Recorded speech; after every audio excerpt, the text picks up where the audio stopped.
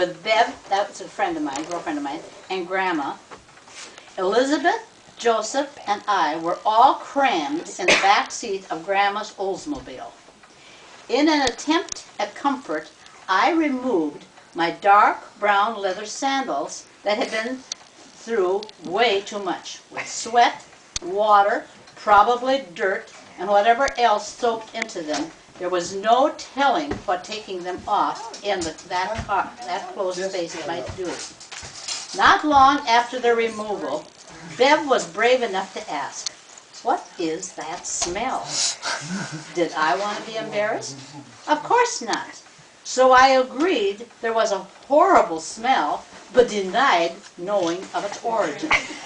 It was at this point that Grandma mentioned that she couldn't smell anything, and she didn't understand what all the ruckus was about.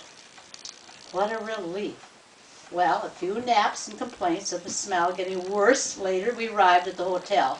We unloaded our things and were about to leave to meet our dad when Joseph decided he'd had enough and wanted to really know what was stinking up the car.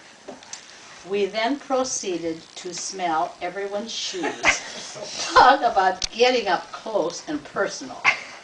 Who was to be the final judge? Sweet little Grandma. After smelling all of the shoes, she was positive, optimistic, upbeat, encouraging, and assured that she had no idea of what we were all talking about.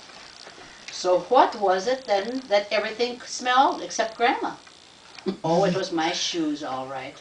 And that's when the light bulb went off for Joseph. Grandma, you can't taste or smell anything, remember? I can't, you know.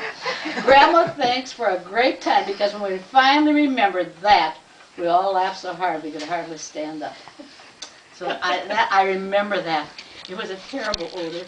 I was trying to cover up for somebody, but I didn't have any sense of smell. And it was Joseph that blew it, you know, poor Allison. That's her memory.